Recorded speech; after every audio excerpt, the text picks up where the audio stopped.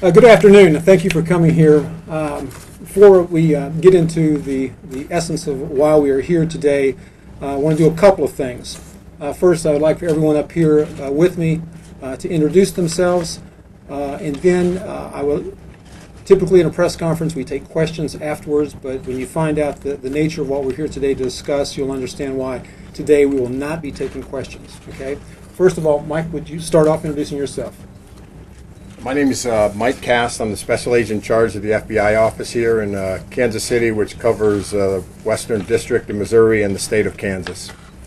And Governor Brownback was kind enough when he found out about the operation this morning to contact us and say he wanted to come down here to congratulate the outstanding work that the men and women who have worked on this project have done. Thank you. Thank you, Governor. Good afternoon. I'm Norman Williams. I'm the current Chief of Police for the City of Wichita, Kansas. Good afternoon. I'm Ernest Garcia. I'm Superintendent of the Kansas Highway Patrol. Good afternoon. Roger Zanders. I'm the current Chief of the Airport Police and Fire for Wichita Mid-Continent Airport. I'm Jeff Easter with the Sedgwick County Sheriff's Office, Sheriff here in Sedgwick County. I'm Keith Osborne. I'm the Federal Security Director for the state of Kansas. Thank you, gentlemen. I'm here this afternoon with members of the Wichita Joint Terrorism Task Force. We're here to tell you about a federal complaint that was filed today charging a Wichita man with a plot to explode a car bomb at Mid-Continent Airport here in Wichita. The defendant is Terry Lee Lowen. He's a white male, age 58, an avionics technician who works at the airport and who lives here in Wichita. The defendant was arrested this morning at approximately 5:40 a.m. at the airport. Mr. Lowen faces 3 charges. 1 count of attempting to use a weapon of mass destruction, 1 count of attempting to damage property with explosives, and 1 count of attempting to provide material support to a foreign terrorist organization. If he's convicted of these charges, he faces a maximum penalty of life in federal prison. The criminal complaint, which was filed today in U.S. Federal District Court, alleges that Mr. Lowen spent months developing a plan to use his access card to the airport to drive a car loaded with explosives to the terminal. It's alleged that he planned to pull the trigger on the explosives himself and die in the explosion as a martyr.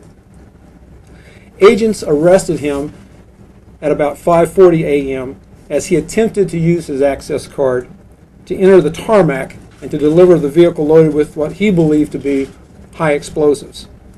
In fact, those explosives were inert, and it was not a bomb that would ever explode. Members of the FBI's Joint Terrorism Task Force took him into custody without incident. Now, I want to express in the strongest terms possible that at no time was the airport perimeter breached, and that at no time was any citizen or member of the traveling public in any type of danger. No one was placed in any jeopardy. I also want to add this. We have no indication that the defendant was involved or working with any members of any religious community in Wichita, and his actions in no way reflect anyone else in our community. Let me tell you a little something about the investigation itself. Mr. Lowen had been under investigation by the Wichita Joint Terrorism Task Force since early summer of 2013. He made statements that he was resolved to commit an act of violent jihad against the United States. Over a period of months, he took several actions to advance this plot. According to the affidavit filed with the complaint, it alleges that Mr. Lowen studied the layout of the airport and took photographs of various access points. He researched flight schedules to determine when there would be a maximum number of individuals at the airport. He assisted in acquiring components which he believed were part of the building of the bomb. He talked about his commitment to this crime and his commitment to martyr himself as part of this horrific event. This morning, as I said, when he went to the Mid-Continent Airport to detonate the bomb, He was taken into custody when he attempted to open the security gate with his pass. He was taken into custody when that security pass failed to operate the gate. As I said, he was taken in without incident. No one was harmed, fortunately. The FBI evidence response teams are processing multiple locations right now for evidence. And although the investigation is ongoing, we do not anticipate any additional arrest at this time. I was talking with the governor earlier, and in this day and age of cynicism about government and cynicism about law enforcement, I want to tell the members of our community and the folks in our state that this is a shining example of how good law enforcement, how well they work together. It was truly a textbook example. And I want to thank the Wichita JTTF, the FBI, the Sedgwick County Sheriff's Office, the Kansas Highway Patrol, the Transportation Security Administration, the Wichita Airport Authority, and the Wichita Police Department for the work they did on this case. It was truly a team effort.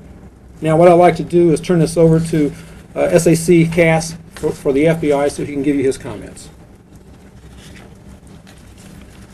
Let's see if we can do this handoff. Sure.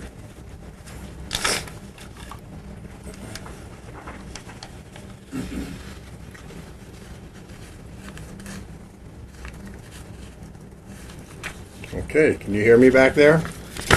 Well, thank you, Barry. And much of the stuff that I'll talk about, Barry might have hit on, but there are some points that I really want to emphasize, and I want to emphasize some points from the FBI. So first off, as the U.S. Attorney said, this absolutely would not have been possible without the cooperation of our state and local partners that are on our Joint Terrorism Task Force. We absolutely could not have got that done without them.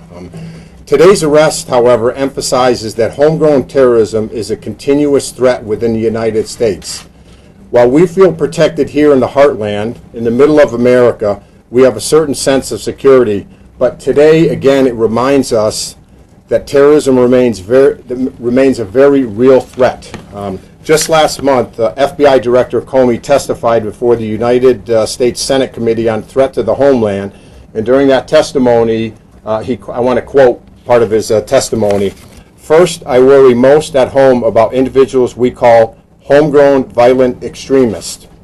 They are people who are inspired by Al-Qaeda, but who direct themselves and equip themselves to engage in their own version of jihad on behalf of the terrorism interest. As law enforcement, we are charged with and have an obligation to take action and protect the public whenever an individual expresses a desire to commit violence. Allowing an individual intent on killing people to proceed without government response is not an option, and it will never be an option. Keep in mind today, as you start examining this investigation and you start examining our actions, today's actions by this individual were a choice on his part. It was a choice to act upon an intent to do harm. By no means is this based or should it reflect on any religious community or a house of worship. To hijack a peaceful religion, to manipulate it and exploit it to justify one's criminal actions is in no reflection upon an individual community or their religious beliefs. I want to reassure the public, as the U.S. Attorney said again, at no time, and I want to repeat, at no time was the public safety at risk, nor was the safety of any traveler at Mid-Continent Airport ever at risk. The threat was real, Terry Lowen was real, and Terry Lowen was committed to execute this plan, but I can assure you again, the public was not at risk at all. Today's arrest also emphasizes the tremendous working relationship among law enforcement within the state of Kansas, and I must again commend the fine job of the Joint Terrorism Task Force. Barry had already mentioned them, so I'm not going to do that. Investigations of these types, because of their nature, are very sensitive and follow strict guidelines governing the use of undercover operations. We base our investigations on sound legal standards with the ultimate goal of keeping U.S. citizens safe while protecting us from a terrorist attack, which is the FBI's #1 priority. The FBI, along with our law enforcement partners, work together, working hand in hand with our prosecutors, the United States Attorney's Office, and the Counterterrorism Section of Department of Justice, ensuring and maintaining adherence to these guidelines. Finally, as I had mentioned, we rely on our law enforcement partners to do our job, but we also heavily rely on the community's partners every day to assist us to keep our community and our nation safe. Members of the community are our valuable partners. Everyone has a role in keeping us safe and a responsibility to remain vigilant. Thank you.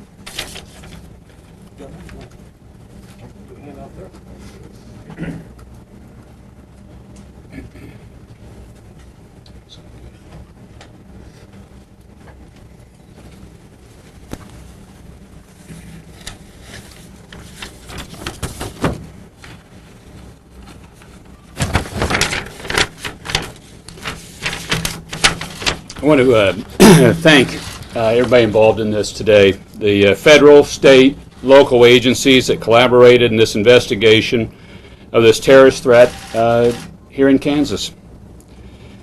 The Joint Terrorism Task Force, FBI, Kansas Highway Patrol, Sedgwick County Sheriff, Wichita Airport Police, Wichita Police Department, TSA, and other law enforcement agencies collaborated, as you've heard, in an intensive 6-month investigation that resulted in the arrest of Terry Lowen this morning without incident. In our ongoing war on terrorism, the good guys won one today. A joint operation with federal, state, and local components captured a would-be terrorist before he caused any harm. This is the way your government is supposed to operate. United and effective. And it happened today. I want to congratulate all those involved in this successful operation. And I think it's also important to remember that our dedicated law enforcement personnel are committed to our safety every day. Even here in the heartland, we must remain vigilant and remember the motto, if you see something, say something, no matter where you are. I congratulate FBI, Joint Terrorism Task Force, U.S. Attorney's Office. Look forward to seeing this as a successful prosecution as well. Thank you, Governor. As I said, we won't be taking any questions, but we will be handing out copies of the complaint that has just been filed within the past hour or so. We have them over here, so it'll give you an opportunity to fill in a lot more of the information that we're not at liberty to disclose at this point in time. Thank you very much for coming. We appreciate it.